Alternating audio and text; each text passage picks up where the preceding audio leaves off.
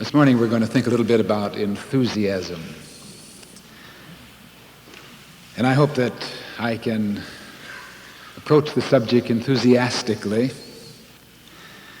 because actually enthusiasm is truly contagious, as I think most of us know. And I would like to infect you, every one of you, with this germ of fire and life, so that you may go forth from here today with a little more of the fire of your own inner spirit expressing. It's so very important.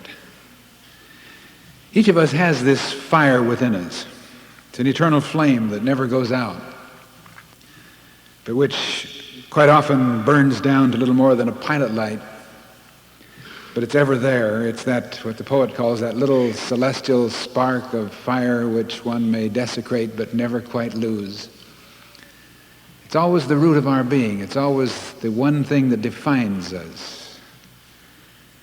This fire within is one of the great mysteries of life, which has taxed the reasoning minds of poets and philosophers throughout all times. Essentially, it is very closely akin to your spark of creativity. In the composer, it may flame up as a great symphony. In the poet, it may manifest in terms of a beautiful, rhythmic, poetic expression. In an artist, it may be a classic painting of some kind. But in you and me, it may simply express in terms of the energy to live our lives with zest and interest, with enthusiasm. In ancient Greece, Democritus once said, "Whatever a poet writes with enthusiasm and divine inspiration is very fine indeed."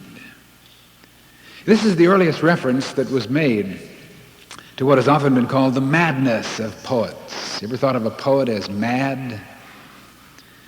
It's interesting that enthusiasm has classically been equated with madness and fanaticism. And it's interesting also that the very word fanatic, if we look at its root etymological meaning, comes from the root meaning inspired by divinity.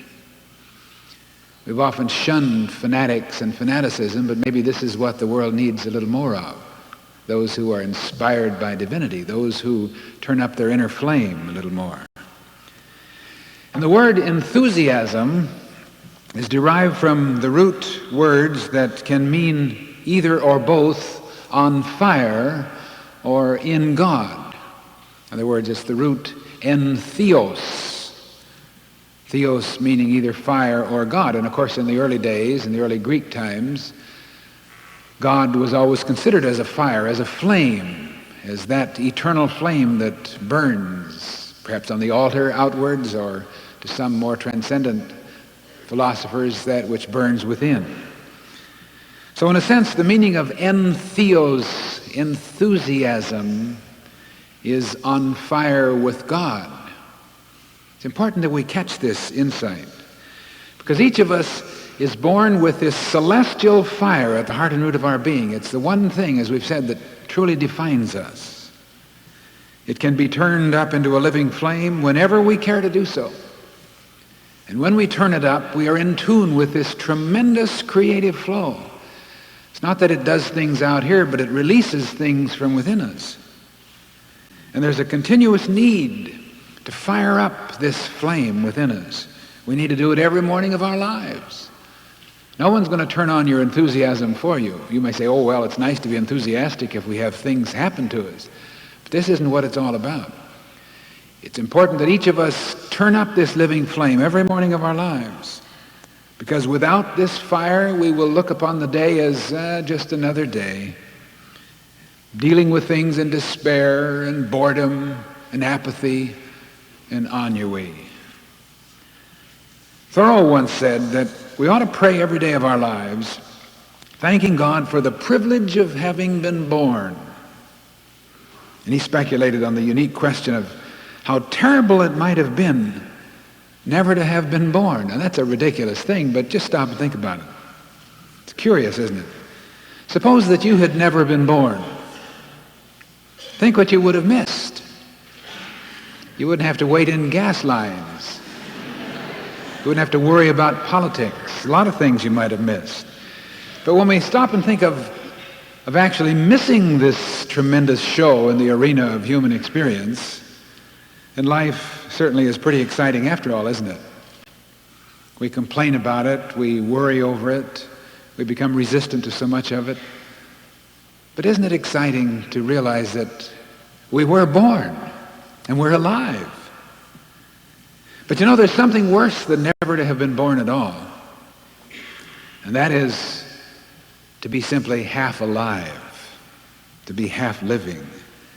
And I wonder how many people exist in dullness, with no eagerness for life. How many persons are really only half awake, half alive most of the days of their lives? Rather interesting thought, isn't it?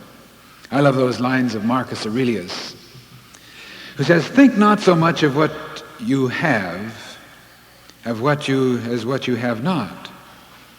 Let's say that again. Think not so much of what you hast not as to what you have.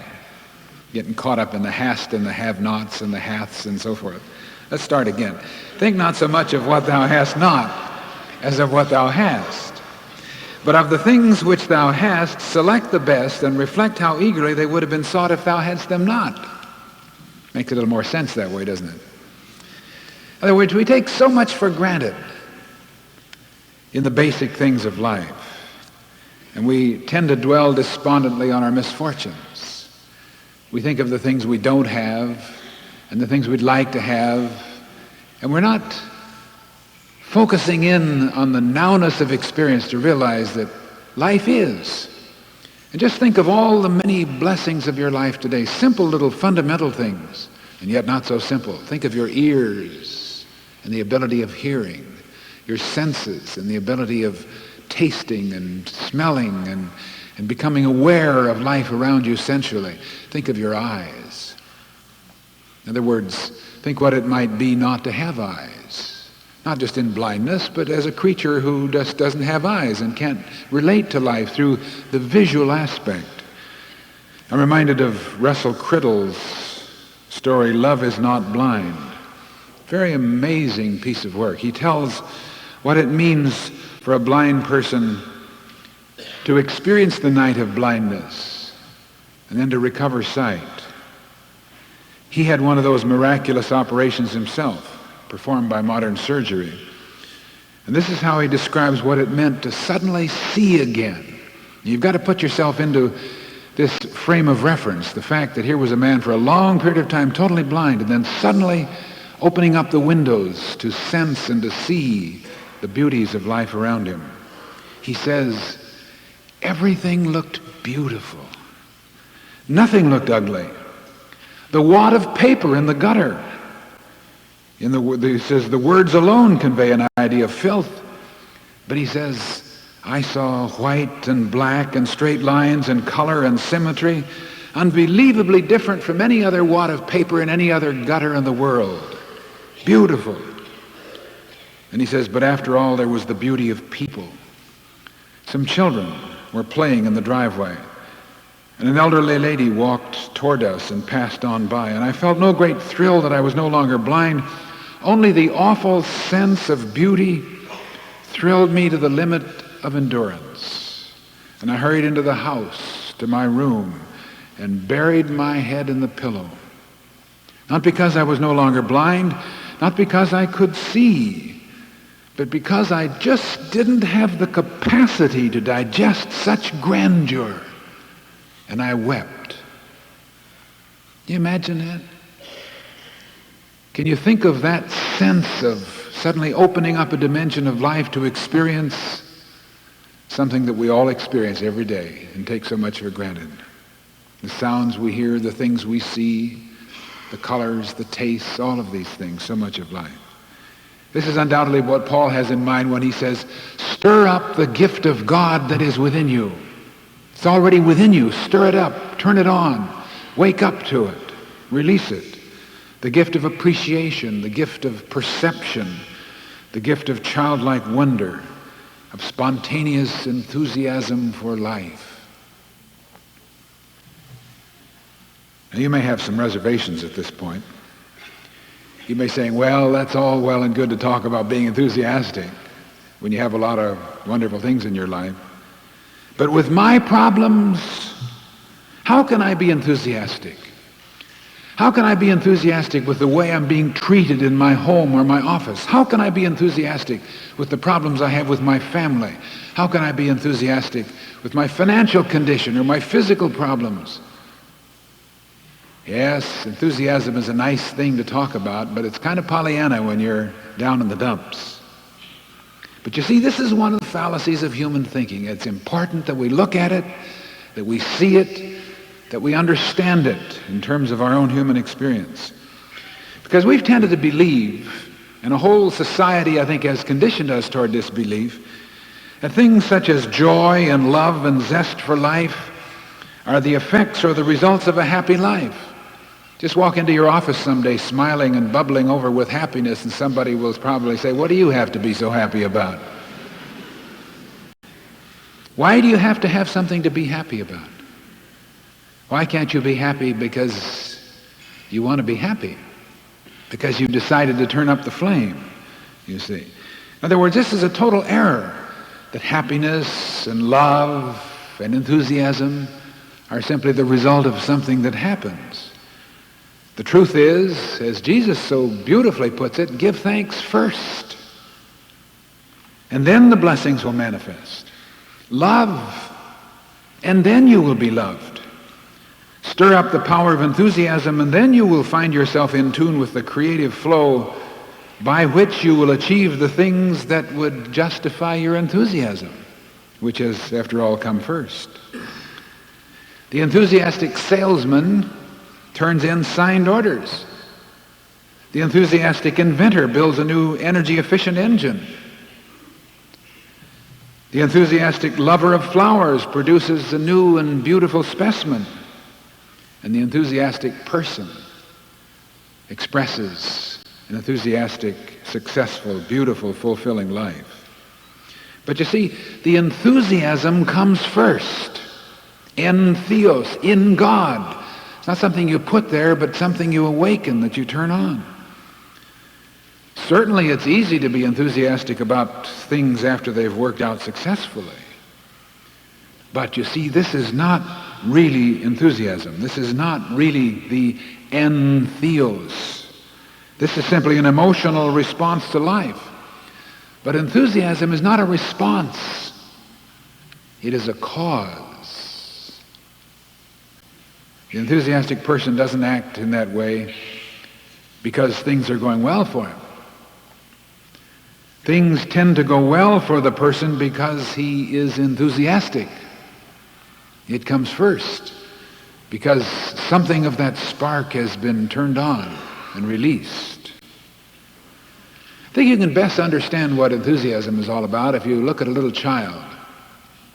Just think for a moment, looking back into your own childhood or looking into the children around you in your homes, or just imagine children as you see them on the street. Children are almost disturbingly enthusiastic, and disturbingly so, especially if you made up your mind you're going to dwell in self-pity for a while. If you've got problems you want to stew and fret on.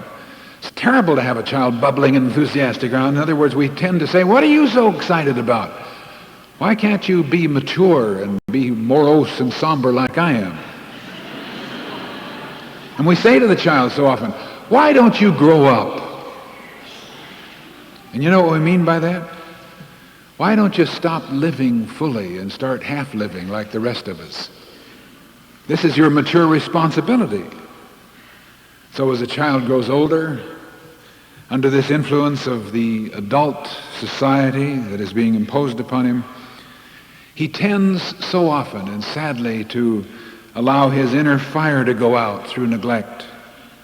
And so this most powerful talent, the very fire of God, is so often allowed to atrophy for disuse.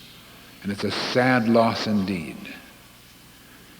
F. Scott Fitzgerald sounds the limiting view of the adult who sees the process of growing old as the gradual thinning down of the light. And as he puts it in his unique style, he says, 30, the promise of a decade of loneliness, a thinning list of single men to know, a thinning briefcase of enthusiasm, thinning hair. Well, maybe we can't stop the process of thinning hair, though it's surprising to think of it as coming along at age 30. And certainly those of us who understand the truth realize that our thoughts may well have a profound influence on such things. But we can and we should reverse the trend of what he calls the thinning briefcase of enthusiasm. There's no reason to give in to this subconscious tendency. As Aldous Huxley says, the essence of genius is to carry the spirit of the child into old age. And the genius is to maintain the enthusiasm that you were born with, to make very sure that you do not let the adult world around you to dampen your spirit, to allow this life, this vital spark which is truly the creative flow, to be limited, to be repressed. This is your divine endowment. And the important thing, as he says, is to carry this spirit into old age. This is the genius. I wonder how many of you have ever heard such a thing, and I'm sure I wouldn't even embarrass you by asking you if you've ever expressed such a thing that I heard from a man some time ago. It's always sad, and I remember this more or less now as a symbol rather than in terms of the person who expressed it, because this man himself changed his views as time went on. But he came into my office and his head was bowed and his shoulders were slumped and he fell into the chair, literally fell into the chair with an oh my, oh me. I said, what on earth's the matter with you? The matter? I'm on my last stretch. You know how the pace of deterioration steps up after 60? So he was saying life was over. He had his 60th birthday the night before, and he was now on the total downhill side of life. Oh, many of us think of that in terms of 50. I once had a youngster tell me the same thing when he turned 30. He felt, oh my God, I'm 30. I'm no longer young anymore. Now it's old age on the way. One of the things that we understand from this insight of truth is that the flow of life is constant. And as one self-styled homespun philosopher used to put it, oh Lord, keep me alive as long as I live. Let me be alive. In Korea they have a saying that a person at 60 has a new birth and starts to live all over again. In the old China, and I suppose some of this carries over into modern China, a youngster was never accepted in adult society until age 40. He was a youth, he was immature, he wasn't certainly eligible to sit with the wiser people, the adult society around him, until he became 40, and then he had his life before him. The important thing is you can be the victim of advancing years, and so many persons are, and this causes the apathy and the boredom and the resistance toward life and the half-alive consciousness that is so prevailing. You can be the victim of these years, or you can be their master. And it's your choice. And everywhere we see people who have made the choice dynamically and positively to keep the flame turned on. Vitality and vigor and life depend on what you do with yourself, on how you think, how you live, how you identify yourself in terms of the constant eternal flow of life. One who keeps the inner flame turned up need never deteriorate. Now, some would question that, but I think it's an important thing to realize that the time is coming, fast approaching, when we understand the processes of aging. There may be a lot of things that we still have to understand in terms of the eternal flow of life, and in terms of moving from segments of life, from this life into another, beyond the plane we call death, into a new experience, perhaps made free by reincarnation, and all of these things are possibilities.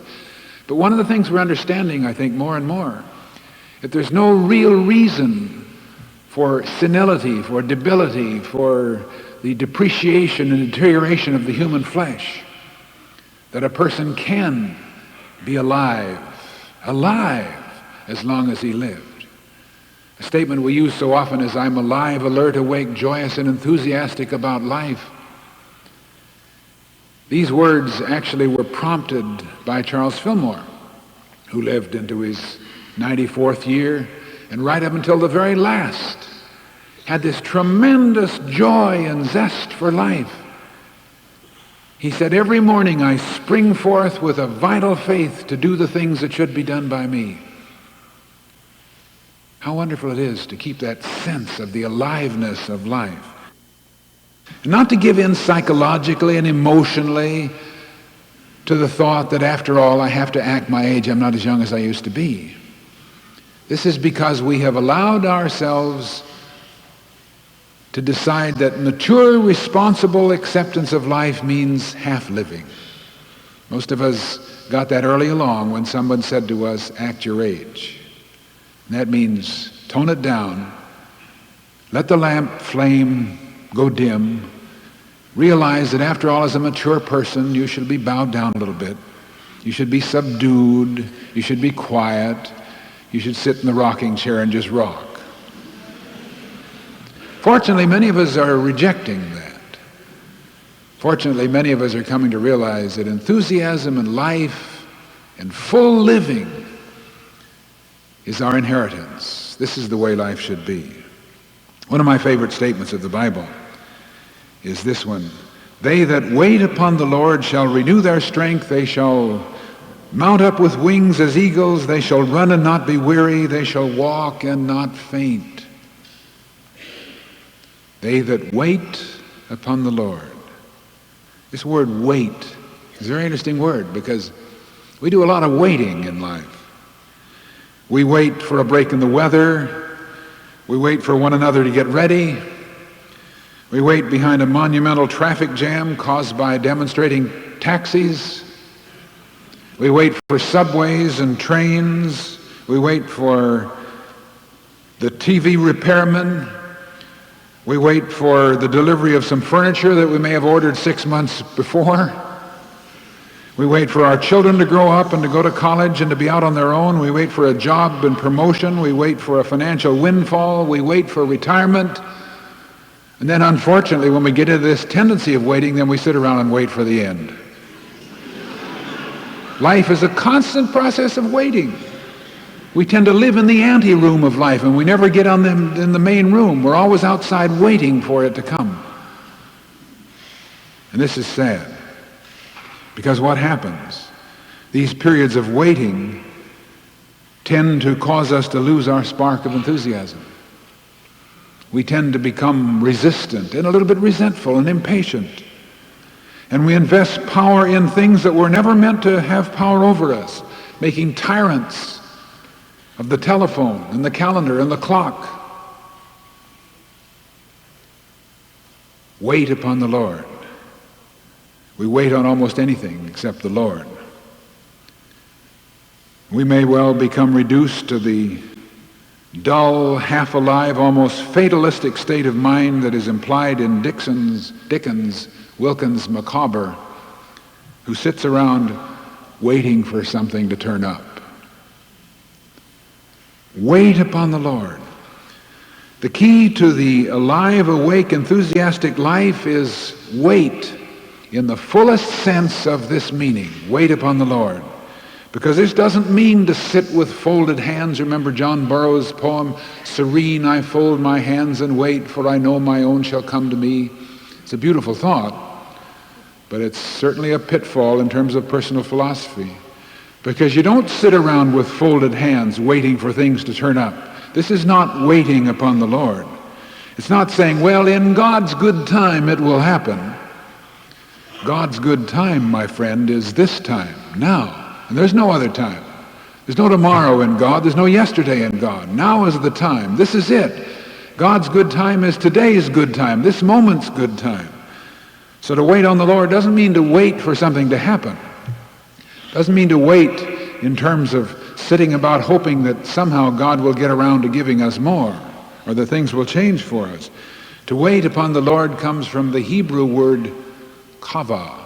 Qavah, which literally means to bind together. Now, how we've ever translated that symbolically into the meaning of waiting, sitting back and waiting for God to come down out of the heavens and do something for us, Lord only knows. But that's the way words have evolved. The word means to bind together. It means to get in tune. It means to get yourself plugged in. As the contemporaries will say, to get turned on and tuned up, not through drugs, of course, but through releasing your own inner potential, getting yourself awakened. You're only half awake, so open your eyes and see and experience, relate to life from a higher and higher level. So this wait on the Lord is a very positive thing. It's not inaction, it's not passive, it's dynamic, it's active. Getting the feeling that the whole universe is rushing, streaming, pouring into you from all sides. Accept it. Give thanks for it. Flow with it. Feel yourself charged and recharged by this inner flow. Wait, I say, wait upon the Lord. And then, not in a Pollyanna affirmation, but actually, as we often say, saying what you're listening to, listen within yourself in this waiting consciousness, and then express the words, I am alive, alert, awake, joyous, and enthusiastic about life. I am alive, alert, awake, joyous, and enthusiastic about life. And again, I say, not expressing these words as sort of an affirmation that maybe if you say them enough, it'll put something into you, because you can't put anything into you that is dynamic and full. You can only release it. You are this. This is the living flame that has been yours from the very beginning of time. And if your life has come up with problems, it's because somehow the flame has been turned down. You need to turn it up, tune it in, get the consciousness of this divine flame. I am alive, alert, awake, joyous, and enthusiastic about life. Maybe you'd like to express that with me now. And I dare you to get the sense that this is not trying to make something happen to you, but it's just like throwing on the light switch. Be joyous about it. Give thanks for it. Open the circuit. Let it flow. I am alive, alert, awake, joyous, and enthusiastic about life. Should we say that together? I am alive, alert, awake, joyous, and enthusiastic about life. That's good for a starter. Now let's raise the roof. Let's create a symphony here that will drown out all the symphonies that have ever played here in terms of a music of the spheres that is the very action of God that is expressing here now. I am, let's say it together again. I am alive, alert, awake, joyous, and enthusiastic about life. Now remember, you're saying something that is part of the dynamic flow within you. You're not trying to make this happen. This is the living flame that has been yours from the very beginning of time. You're trying to turn it on, awaken to it. And it's a creativity. It's a flow of energy. It's life. It's joy. It's love. It's the key by which you can suddenly experience things and sense things and feel things that have always been there, but suddenly you're alive to them. Now you see, the promise is waiting on the Lord, or plugged into the divine flow. You will renew your strength. You will mount up with wings as eagles. You will run and not be weary, and you will walk and not faint. And that covers a lot of activities, covers perhaps every human need we can think of. Now, I know that some of you might be saying, and certainly one of the concepts that are very vital to any kind of selling, and certainly I'm a salesman as much as anything else, is to forestall the opposition. And there may be some of you right now that have a little opposition. In other words, you may be saying, well, that's well and good, and I believe enthusiasm is important, but you see, my trouble is I'm already too enthusiastic. And I'm forever getting into trouble through my overzealousness. And I'll grant that this is a problem with some persons. But you're wrong. This is not a problem in terms of over-enthusiasm. What you're experiencing is impatience and impetuousness, For they that wait upon the Lord means those who take the time to get the balance of wisdom and good judgment, to get themselves tuned into the divine flow of judgment and of life and decision-making. Someone has said the world belongs to the enthusiast who keeps cool, who keeps it in harness. Enthusiasm is power, but you see, power can very easily be dissipated if it is not harnessed and channeled. The overzealous person, the impetuous person, lets his enthusiasm lead him impatiently and imprudently and unwisely into every passing possibility. So he spills this energy in all directions, like they say of the person who gets on his horse and rides off in all directions at the same time. We tend often to do this out of our impatient releasement of this great energy. The energy has to be directed, focused. To wait upon the Lord means to get plugged into a dynamic realization that has focus, that has direction, and then give it that direction and take the time to be still and to listen to the inner direction and to get the joyous appreciation for life, the eagerness to launch forward into that which comes next and that which is right for you to do next in your own unfoldment. And that's a part of divine guidance, which is the continuation of the divine effort that made you in the first place. But remember, you were born with enthusiasm. You may feel, oh, it would be wonderful to have the joy and elan vital and enthusiasm and zest that this person and that person has. This is fundamental to your life. You may have allowed yourself to live under the damper of human consciousness. But this is vital. It's in you. It's the dynamic self of you that's always there. You can never lose it. You were born with it. It's God's gift to you of his continued presence and power. And if you think you lack this spark of fire, you're like a house divided against itself. You may wish you could do one thing, you may will to do something else, and you may actually do something entirely different. This is what happens when we get all confused with this frustration of potentiality. To wait on the Lord means to get plugged in, to get ourselves identified consciously with this dynamic of spirit that is rushing, flowing, pouring into us from all sides, supporting us, welling up within us, this God fire which is the very flame of spiritual awareness. Suddenly you find yourself filled with directions and with the energy to move toward those goals. And you find yourself filled with a life and a vitality and a zest for living that enables you to move easily and effortlessly and creatively toward the good that you seek. And you find suddenly that you are so keenly intent on the thing to be done that your wishes, your will, your ability, your love, your faith, and your interest all unite in focus to do them. And you will do it with joy and zest and with great fulfillment. So we say to you again this morning, stir up the gift of enthusiasm. Stir up this zest for life. It's already there. You don't have to put it into you. You right now are fundamentally as enthusiastic a person basically as anyone the world has ever known and anyone that you now know. Can you believe that?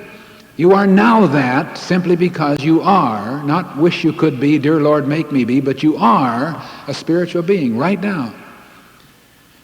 Take time then to be still, and I'm going to ask you in a moment to be still and to get that sense, that awareness of the living flame within you. And I dare you to get into this inner flow, to think about it, to release it, to let it manifest as the new creative flow of your life. So let's get still. I want us to use this little object lesson, realizing that this is simply a way of seeing the reality within you. I want you to look within yourself as if you're looking into a great cathedral which is dark, except for the dim light flowing in through the stained windows. But on the altar at the center of this cathedral, there's a flame, an eternal fire. There are many cathedrals of the world, many shrines that have this kind of an eternal flame. But remember, you're told, know ye not that ye are the temple of the living God, and the Spirit of God dwells in you?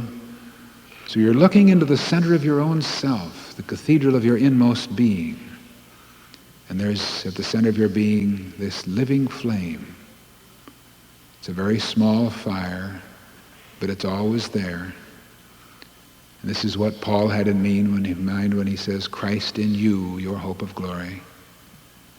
This living flame which you may desecrate but never quite lose. Now remember, this flame is yours and has been yours from the beginning of time. But even more, it is you. It is more you than the human consciousness that looks upon it. This is the true divine self of you. Let your light shine, Jesus said. Let your light so shine before men that they will see your good works and glorify your Father who art in heaven. So looking upon this quiet flame that flickers in the darkness of your inner self, and it's in your imagination now, and you can do in your imaging power whatever you will. So I would like you to just see this flame being turned up, and you're turning it up. It's getting brighter and brighter and brighter and brighter and brighter and brighter. The fire expressing through you, coming out through your eyes, expressing in your words, tingling in your fingertips in terms of a creative desire to do all sorts of wonderful things. Fire that you can feel in your footsteps, leading you in the direction you should go. Fire expressing in the love that enables you to be a loving, harmonious person to those around you. Fire that is experienced in your eyes, that which you see from and that which you see, that you experience in your ears, that which you hear, and that which radiates in your hearing sense. A living flame. See this now, sense it, sense yourself to be a part of this living flame. And just imagine yourself now standing back and looking at yourself and see this flame just glowing, glowing, glowing, till the very room, right out here, this hall, is alive and aglow with light, living light, dynamic light, radiant light, light coming out of the very depths of us. And then we can give thanks for it. Just feel good about it. The wonderful realization that comes when perhaps for a long time you thought, wouldn't it be wonderful to be a happy, joyous, enthusiastic person? And now you know this is what you really are. So feel good about it. And then because of this sense of awareness, not to make it true, but because you know it's true and you rejoice and give thanks for its truth, then I would like you first of all to just kind of whisper together, I'm alive, alert, awake, joyous, and enthusiastic about life. Let's whisper that together. I am alive, alert, awake, joyous, and enthusiastic about life. And then as if we mean it, and with all of the power and vitality of our consciousness, let's say it again. I am alive, alert, awake, joyous, and enthusiastic about life. Can you hear the echo of it? It's a wonderful thing. And like the pebble thrown into the pond and the rippling waves going out and out and out, this consciousness goes out and out and out from here as a vibration of creativity and of love and of the fullness of life. And may this day, as you leave this place, wherever you go, whatever you touch, something will be contagiously going out from you. You will infect every person, every situation with the flame of life, with enthusiasm, with vitality. And you will become a light unto your world. But most of all, you will retain the consciousness and the confidence of this flame of life within you. And the realization that every morning of your life, you can and you should, certainly you need desperately to, turn up the flame. Get yourself on fire with God, en theos. And praise God for this consciousness, for the truth that makes us free. Amen.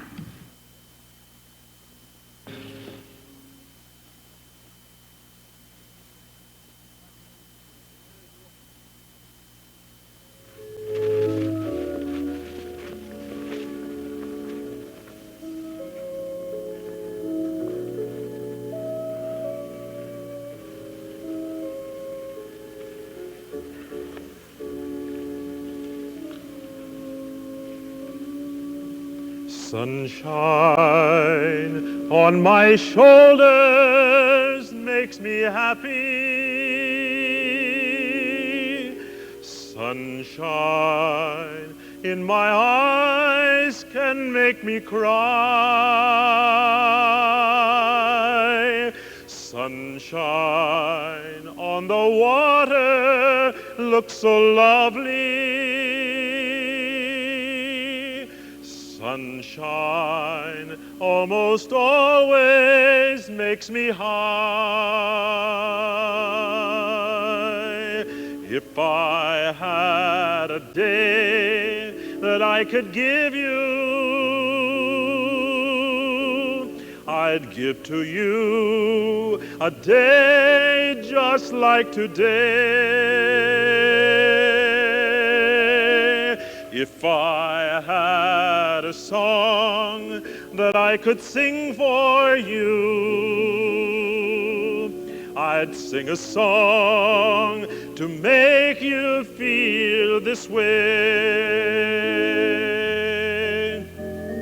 Sunshine on my shoulders makes me happy. Sunshine in my eyes can make me cry.